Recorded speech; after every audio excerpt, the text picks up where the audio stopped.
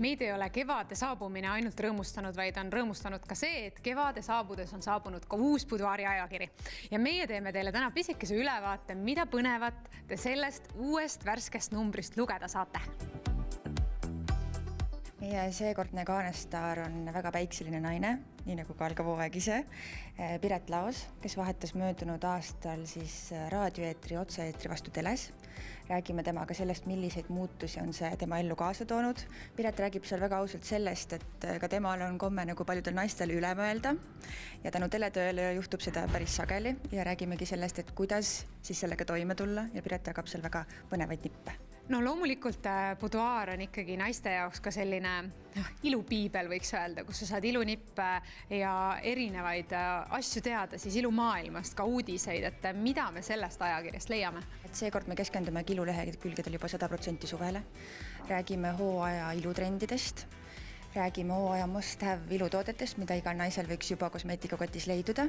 Lisaks sellele jagab oma ilusaladusi Sünne Valtri, kes näeb alati väga hea välja. Ja kõikide ilufännide suureks rõõmuks on ajakirja vahel ka mahukas Buduaari lemmik ilutoodete ülevaade.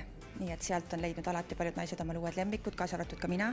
Ja seekord soovitan kindlasti kõigil lugeda artiklit nimega Supernaiste suhtevõlad. See räägib sellest, et me tahame ju kõik tänapäeval ise kõigega hakkama saada.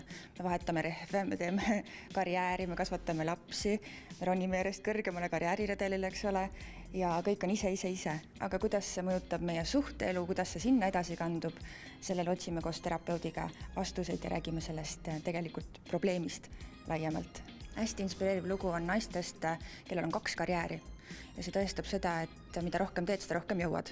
Nimelt on siis lugu neist naistest, kellel on üks põhitöö, aga selle kõrval nad on edukalt käima lükanud ka oma hobi ehk siis teiseks tööks, nii et see annab kindlasti inspiratsiooni ka kõigile neile, kes tahaksid võib-olla oma palgatöö kõrvalt midagi muud veel teha, et kas ikka jõuab ja ikka jõuab. No ütleme nii, et üks asi, mida naised tihtipeale oma paheks peavad, on kiusatustele võimetus mitte vastu panna. Et näiteks üheks kiusatuseks kindlasti on magused. Mida selles osas siis teha või missuguseid nippe ja kust neid leida, et nende pahedega nagu hakkama saada? Ja ma olen ise sinuga täiesti nõus, et ka mul endal on väga palju tuttavaid, kellel on magusa probleem. Nimelt on siis lugu ajakirjas Aigi vahinguga ja Aigi valdab siis kunsti, mis aitab siis maguseisu nii-öelda ära viia. Ja kui me nüüd juba toiduteemadeni jõudsime, siis mida sellest vallast ajakirjast veel leiab? Buduaari legendaarne gurmeekool lennutab meid seekord Indiasse ja nendel retseptilehekülgedel leiab väga põnevaid ent lihtsaid retsepte, mida siis võib-olla suvistel piduõhtutel oma sõpradele pakkuda vahelduseks tavalistele roogadele.